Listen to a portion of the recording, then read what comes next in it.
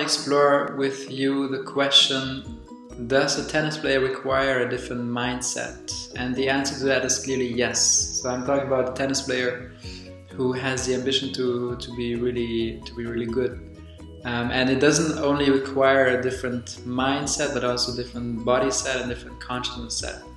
Why is that? Like when you're in your profession or just in university or in your regular life in school, it's okay to just take those habits that we learn in society from our teachers, from our parents, and so on, right? So you can just, be moody, you can show your emotions, you don't have to have a clear mind, you can just be who you are, in that case, like quite conditioned from society.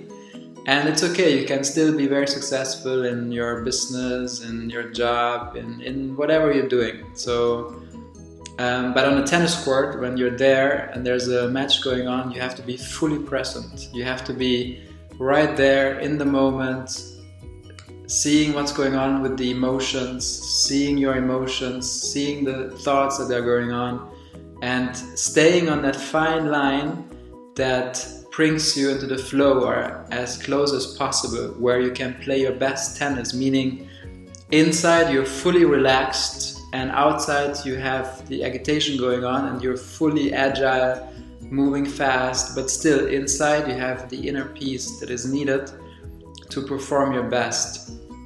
And usually we don't learn this, and we actually fundamentally grow up in a very different way, adjusting to ourselves to society.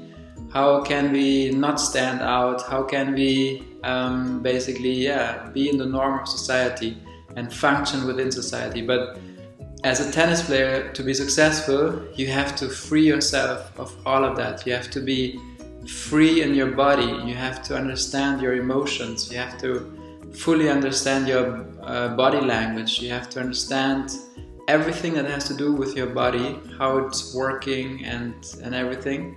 Then on the mind level, you have to understand what are thoughts, how can you use thoughts in the moment on the tennis court to play your best. Are thoughts something that are hindering you from being in the moment, or are they just there and they serve you as an instrument?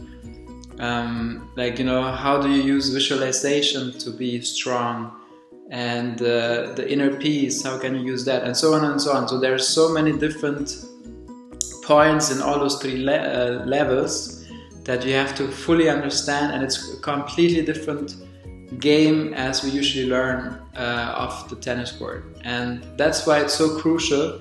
It's not enough to be mentally strong and just learn a few tools that make you feel better in certain situations, but it's a fundamental work to really take every single stone and lift it and see what's below that, and look whether this is serving you on the tennis court to be fully yourself and fully present and play your best game, or whether it's not.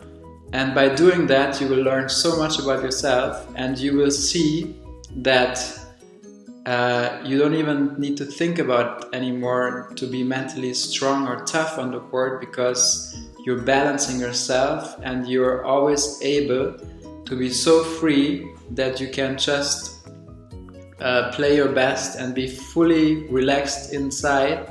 You do not care about what others think when you're on the court or who's winning against who, but you're so happy and so joyful playing your game that nothing else matters. Then you're just being yourself, fully confident, and play your best game and being in the flow. And that's what's about, to be fully free of all that stuff that's going on.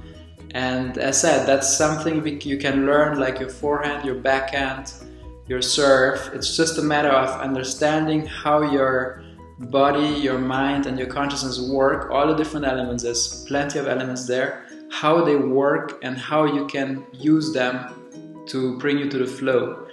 And it's not enough to have to do positive thinking and avoid negative thoughts. It's not enough to not just show emotions, but you have to understand what are thoughts, how are they serving you, what do they do to you, what you should not do with thoughts, and so on and so on. And the same with emotions, like how can you use emotions to be on the court and be strong? How can you use your energy in the body, that it's always up and running and always to the fullest there? How can you, how do we function as overall? Like, what is the meaning of visualization exercises? What is the meaning of meditation? How can you do breathing in a way that it brings you exactly to that state of the flow, where everything is very light and easy, and you play your best tennis. You don't care who is watching, who are you playing against. You're just there, you, the court, your racket, the balls, and you love it so much, and you play your best tennis, and you don't even want to stop on the tennis court. And that's what everyone can work on and do, and that's exactly what we're doing here. So thank you for watching.